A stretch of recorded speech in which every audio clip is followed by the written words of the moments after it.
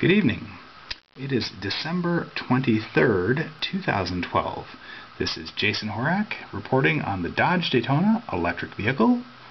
And as you can see, winter has found us here in central New York. It's been snowing like crazy. I think they called it a blizzard today. And lots of fun shoveling and snow blowing and so forth. What we're looking at is my '86 Dodge Daytona, which is my gas car, that has decided that it doesn't want to start anymore.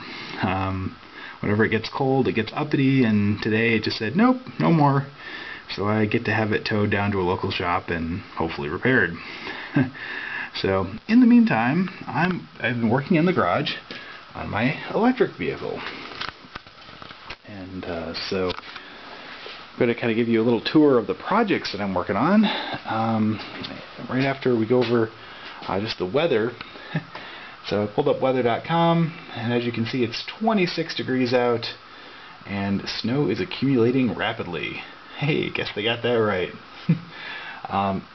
Inside the garage, it's about 41.6 degrees, and that's because I have had the electric heater, the little ceramic heater elements in my car, running for quite a bit, maybe about an hour or two, and makes it nice and toasty in my uninsulated garage. So anyway, so one thing that I wanted to point out was that as you can see, we're at 185 amp hours in the pack, and we had got it up to about 196 during the previous charge test, and that was very high. But letting the pack sit for a few days, it had dropped down to about 199 volts, and then it held there for a couple weeks. So it's fine. Anyway, so the reason why we're at 185 is that today I used the electric heater, and I drained it down to about 178 amp hours remaining in the pack, which is still, barely touched it, but that was about 2 hours of running the heater, kind of at full bore. So whatever. And then I put it on the charger. Just turned the charger on for a little bit and brought it back up to 185.0 because I figured that was a good spot to start all my testing this evening, and just seemed like a good number. So just for reference, we are at 198.4. The pack is still settling a little bit from the charge, but that's more or less accurate, and 185.0 for the amp hours. So what I'm working on today is a couple things which are kind of interesting, I think. First of all, you can see that I have a Linksys router. So this is just a little wireless router that I have permanently installed in my car. Well, semi-permanently anyway. It's jammed under the dash normally. But I've got it plugged into that little adapter there, which simulates a power, like a 110 AC power adapter, and it plugs into a cigarette lighter. So I'm not actually using the Daytona's built-in cigarette lighter. I instead installed this, just an additional one behind the dash for this purpose, and that way I can toggle it on and off with my handy-dandy switches up there. So as you can see, we have two switches on, and one of them is just powering that router, and the other one is the Soliton 1. So anyway, so that's what we've got on at the moment. And so those blue cables, the one on that goes off to the left is the one that goes to the Soliton in the front of the car, and the one that's kind of going up through the window is just coming around into the back of my laptop here. So with that, I can control various settings in the Soliton, the web interface here, make changes and so forth, and also run the data logger so that I know exactly what's going on there. So that's kind of a cool feature of the Soliton. And also, I guess while we're going over the laptop stuff, I will show you this other. So I have the Power Lab program, and so this is set up to monitor one of the batteries in the pack while we do this test. And in particular, I picked bad cell number 23. I put bad in quotes because I don't really think the cell is bad, but that was the one that is right here that had gone. So this one right here had gone up to 4.2 volts during the charge process, and I was worried that it might be bad, it might have actually damaged the cell. I don't think it has. I think the cell is fine.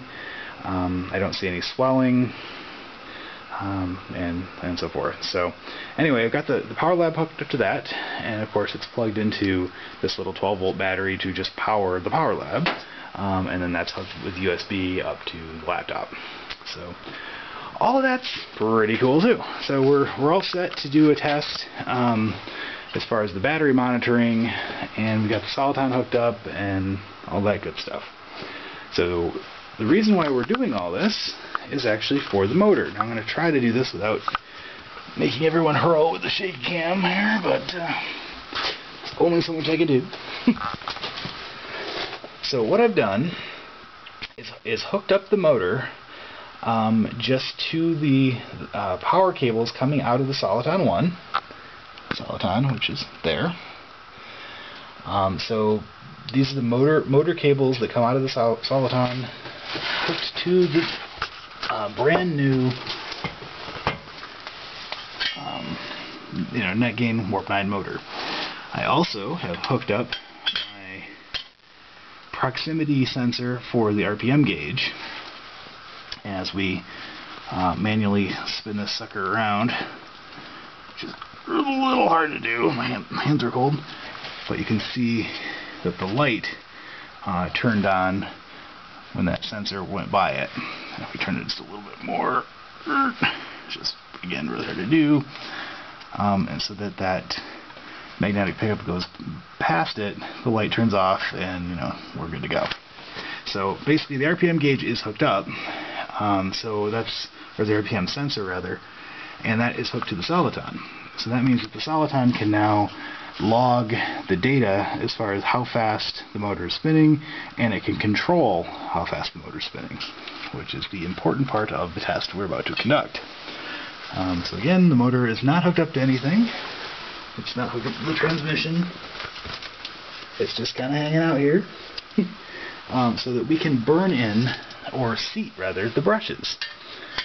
So the whole purpose of this test is to seat the brushes, and what I'm going to do is use the Soliton to do it. Previously, I had used a little 12 volt battery. Sorry about the shitty cam. I'd used just a 12 volt battery hooked up with kind of no regulation on the motor, and it would just keep on chugging until the battery was dead. Well, that's all well and good, but it would be really nice to actually have a little more control over what's happening. To that end, what I've done is set up the Soliton with its idle function and its max settings cranked way back in order to not stress the motor. And so, again, I'm not sure if the camera will pick this stuff out, but I'll just go over it real quick. I have set the max motor voltage to 24 volts, and I've got the max motor current limited to 50 amps, and the total combined of the current and the voltage is set to 10 kilowatts, just to kind of, as a sanity check. That's the lowest number it'll allow it to be set to, so that's what I picked. Also 50 amps is the lowest that it will go to as well, so that's why I chose that. I have set the minimum battery voltage at full current to 170 volts, and the minimum battery voltage at no current to 180 volts. And my theory is that I'm going to be able to turn this thing on and let it run pretty much until the battery pack hits 170 volts, at which point the soliton will shut down the motor, and I can basically walk away and let the motor run for a long time that way. I'm not sure how long it'll take, but at these current levels and voltages, I'm thinking that these batteries will run the motor for a very long time indeed, especially with no load. So anyway, so I set up the soliton's maximum motor speed at 2,000 RPMs and the idle motor speed at 1,000. Again, it was just kind of arbitrary. You can pick basically 500 to 2,500 for it to idle at. I picked 1,000, just seemed like a good number. And again, the idle motor current is set to 250, which is also set as the max. So anyway, so that is how we've got that thing configured. Okay, so what we're going to do is go ahead and start this test. And the first thing we're going to do is start the battery monitoring on this cell, number 23. We're going to tell it A123, which of course it's not, but close enough. And then we're going to tell it to save. And in this case, I'm going to call it the Cell 23 new motor brush seating run number 1, 12/23/2012. So that is now monitoring, and again, the soliton settings are all already configured, so we don't need to do anything there. But we are going to start up the soliton 1 data logger, which is currently showing the pack at it sees at 199 volts and 0 RPMs. So we're going to go down here, and we're going to use the throttle, which with the soliton, basically what you've got to do is bring the throttle up to above the 1,000 RPMs in this case, and then let off on it, and it should hold it at more or less 1,000 once it's there. So all we're going to do is accelerate, and so I'm kind of looking over there to see that we're above 1,000, and I can also kind of tell by the sound.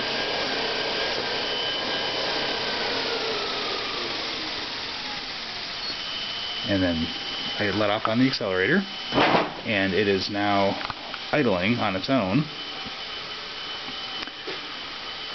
And according to the soliton data logger, looks like we're at about 950 to 960 RPMs, more or less. And at 1,000 RPM, it's just barely enough to start registering on my dashboard indicator. So that works. And let's go take a look at the motor itself. Cranking along at a massive 1,000 RPM with no load. And there it goes. So you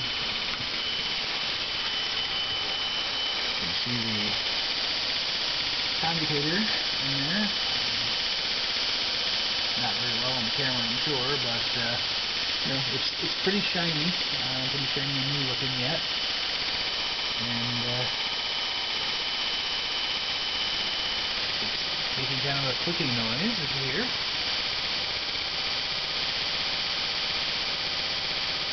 So I'm assuming that's the new brushes, being brand new, just out of the box, as it were. And again, I apologize for the shaky cam. Okay, so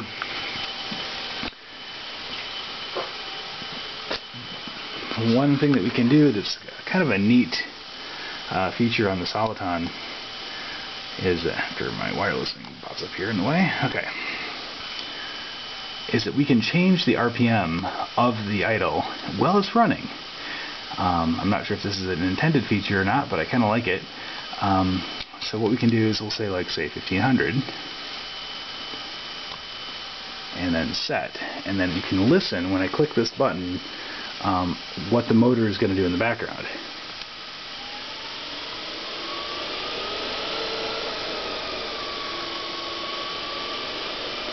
So it's spun up, and according to the data logger, we're at 1400 RPM, 1440-ish. And my dashboard indicator also seems to indicate that we're, somewhere in between 1000 and 2000 RPM. So I think that's just pretty cool. So for the brush seeding process, really we can kind of pick any speed we want, and any voltage and any amount of amps that we want to put into the motor. I'm going to leave it at 50 amps and probably leave it at 1000 RPM. I don't know really what it should be. With the 12-volt battery method, there really wasn't any way to control how fast it was going. You can see that we're back to 1000 RPM. And you can just kind of hear how the motor is quieter in the background now, which I think is pretty cool. But anyway, so I've got the data logger login, and I've got the cell monitor monitoring. If I get this on the screen at the same time, that might be fun. So, again, we're just monitoring one cell out of the pack. It has nose-dove down to a harsh 3.21 volts. 3.321, and which is pretty much nothing. And I'm guessing that it will last a really long time. So we have pulled a total of 0.1 amp hours out of the pack at this point, and we are pulling 1 amp. So the motor is seeing 50 amps, but it's at 24 volts, whereas the battery pack is 198 volts, pulling 1 or less than 1 amp. And so there we go. So in theory, I should be able to pretty much just let this go, and I'll check on it every hour or two just to see how it's doing. But really, it seems to be kind of a self-managing system. Looks like we're putting about 33 amps at the moment according to the Southon data logger. So that's 33 amps that are going into the motor, I believe. And again at the 24 volts or thereabouts. So yeah. So there we go. So again, it's about 2:28 in the morning, and I guess we'll let this chug and whir and sputter and come back later. Alright, take care and have a good night. Oh, just one final note is that George Hamstra from NetGain Motors did get back to me when I emailed him about my question on how long to seat the brushes, and he said that they should be seated for about 24 hours, then check them, make sure the patina is nicely distributed, and then if it needs it, do it for another 24 hours, and then they should be good. And he also said that at that point you shouldn't take the brushes out because I guess there's little micro grooves that get formed on the brushes, and if you start taking them out and moving around and stuff, you're going to mess that up just by looking at them, taking them out. So anyway, I figured I'd toss it in there, and I'm just going to let this thing run all night and all day tomorrow, and we'll see how long the batteries last, and hopefully it will seat the brushes nicely. So that is the goal. So the sound isn't really too bad coming from the motor at this point. Kind of a little ticking noise, but it is only running at 950 RPM. So not sure if that's ever been addressed. When you're seating brushes, how fast should they be seated? Like, how fast should the motor be going? Does anyone actually measure these things? I think on Jack's show, when he did this motor a long time ago, when he was doing his brush seating tests, he did measure the RPMs, but that was kind of with a handheld unit and so forth, and just kind of writing it down on paper. So, anyway. Alrighty then, so it has now been just over 15 hours that this has been running continuously. So it's still the 23rd of December, 2012, but we're heading into the evening now instead of the wee hours of the morning. So that's about 5:30 p.m. And some interesting things have happened. For one, the pack voltage has not dropped very much at all. We're showing 198 volts on the Soliton data logger here, and but the RPMs have dropped quite a bit. We were at about 950, just kind of hovering under the 1,000 mark last night, but now it's dropped down to 300s and 400s, and you can hear that the motor is still making some noise in the background. It sounds very similar to what it did last night. But before I move on to that, so the battery that we're monitoring here is at 3.295 volts, down from its starting 3.3-ish, 3.31, 3.32, I forget. But anyway, so that's hasn't really shown much of a drop, even though it's been running for 15 hours continuously. As we look at the meter, we see that we are at 170 amp hours, 170.7, and remember that was at 185 last night. So again, we've barely touched the power in the battery pack, which that kind of makes sense. The dashboard indicator is kind of flickering a bit because we're at 350 RPM currently, and it just doesn't even register. So we'll take a quick peek at the motor itself. And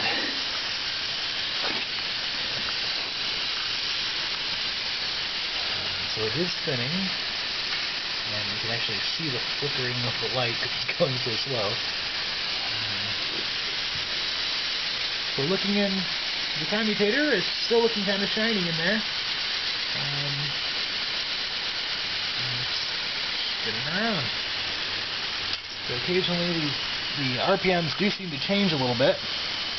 It is warm, not hot or anything, but there's some heat coming off of this. And it's kind of fluctuating a bit, possibly with temperature. I don't know, maybe because I was calling it funny names, it decided to speed up, who knows. But, anywho, so, Power Lab is still monitoring happily.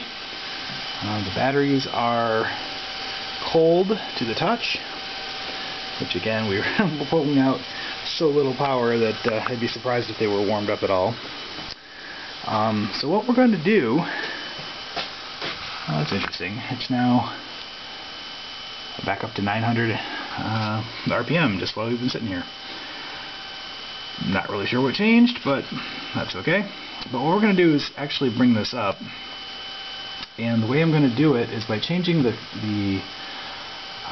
power on the motor, since we're it seems like we're hitting that limit. We're hovering right around 41 amps currently.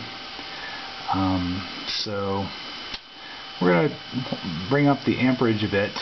So let's take this up to, change this to 100. So the max motor current is now 100 amps. And we'll bring this one up to, do a conservative 75 first, just to see if that makes any difference. And set. And I did not hear any audible change in the motor, so that's kind of interesting. And we're going to go down to here, and let's crank up the RPMs a bit. And we'll say, what the hell, we'll do 100 on this for max motor current. And no, I don't want to do that. Not 1,000, just 100. Okay. So now we're giving it the possibility of up to 100 amps at 200 or at 24 volts. So that shouldn't be too much, but alright, and we're going to bring the motor speed up to 1500.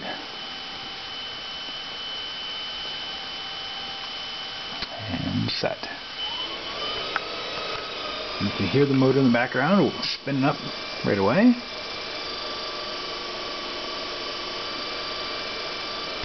And there we are. So we're back to monitoring mode. So now the motor is hovering at 1400 RPM, give or take. And it's still pulling only 48 amps at this point. If it needs to pull more in order to maintain that 1400 RPM, it now can. The Soliton is going to allow it through. So anyway, I guess we're going to let it go again. It's 38 degrees here in the garage, which has not been heated today. It was a nice warm day out, and I suspect it will drop precipitously over the evening, but anyway, so there's where we're at. So the battery, again, this cell that we're monitoring has dropped down to 3.288 volts, and that's under load while it's running the motor. And then we're going to take a look at the meter here. We're at 170 amp hours. Let me turn on the light. So 170 amp hours at 5:36 p.m. And now we're showing we're pulling between 2 and 3 amps out of the battery pack. And presumably it's like somewhere in between the two, and we're getting rounding errors, but anyway, and the pack voltage is sitting at 196.5, and 0.6 kind of floating around in there, but again, this is under load, so we'll keep an eye on it. But essentially, over the last 15 hours, it had only consumed 10 amp hours out of the battery pack, or sorry, 15, I can do math, about 15 amp hours. So in theory we can run this for many days at that speed without even draining the battery pack. So by cranking it up so that we're now running at the 1400 RPM and giving it the ability to draw up to 100 amps, or sorry, to put up to 100 amps into the motor at 24 volts. You know, it does give it a little bit more to work with. So we're just going to let it run and burn in like this, and I guess I'll check back after more time has passed. Pretty exciting stuff. Alrighty then. It is now December 24th, 2012, and the motor has been running continuously for 43 hours and looks like 46 minutes. And yeah, so there we go. So the battery has dropped, this one that I'm monitoring anyway, down to 3.176 volts. And you know, it's still going relatively strong, and the total pack according to the Soliton is down to 191 volts. We're still holding steady at about 1400 RPM, which it seems to have stayed that way since last night when I changed it over from the 1000 RPM that was actually running lower, and then brought it up to 1500, which settled at this 1400. So anyway, so that seems to be going good. Just wanted to give you a quick update on the amp hours. So we're at 113.2. Remember that it was at 185 to start with. So, you know, it is draining, but relatively slowly. We're still holding at that RPM. And so we're going to go take a look at the motor now. I know it's always a fun shaky cam experience, but I'll see if I can do this without too much pain and suffering. Get the light turned on here so you can see. Okay. So, as you can hear, it's still fairly noisy. there's less of a clattering type sound, and it's just kind of humming. So I'll put the light in there to show you the commutator or not, but it's still pretty shiny as far as I can tell. So at this point, it's been running for, continuously for 43 hours.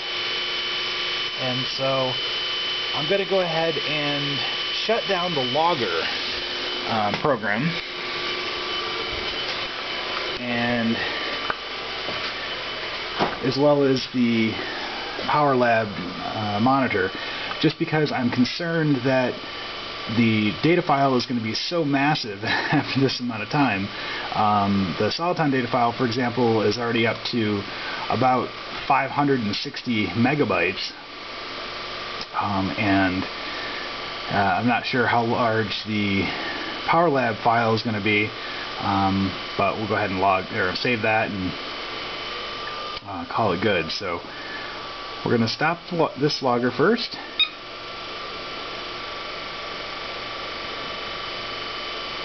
And save the file. And overwrite the old one. That's fine. Alright. So that's all set there. Now we're also going to stop the logger on the Soliton.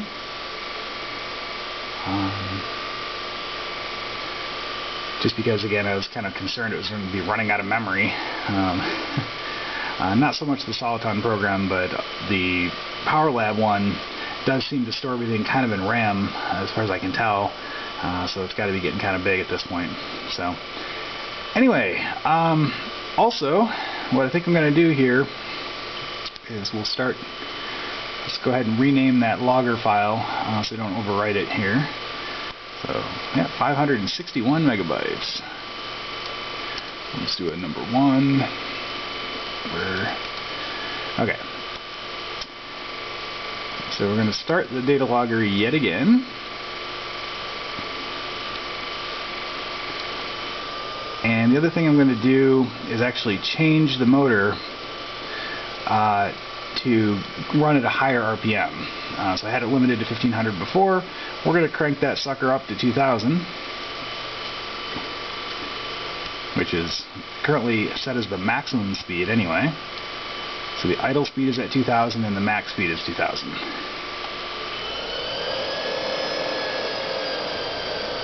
Alright. And in the background we can hear that the motor just spun up. And according to the data logger, we're now at about 1900 RPM, give or take. And it's only pulling 40 amps into the motor at 24 volts. Looks like it's kind of fluctuating 33 up to 41 or so to maintain that speed. So we're going to start this one again.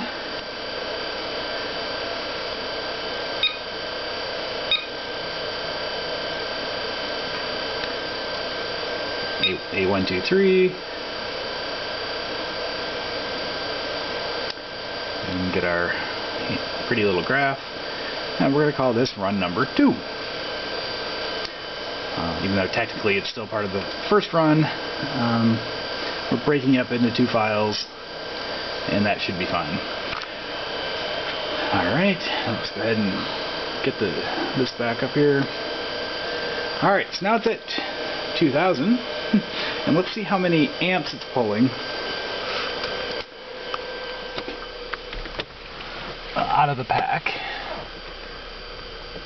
So looks like still about 2 amps. That means it's going to run for a very long time still, and we're down to 190.4 volts. So that's not too bad at all either.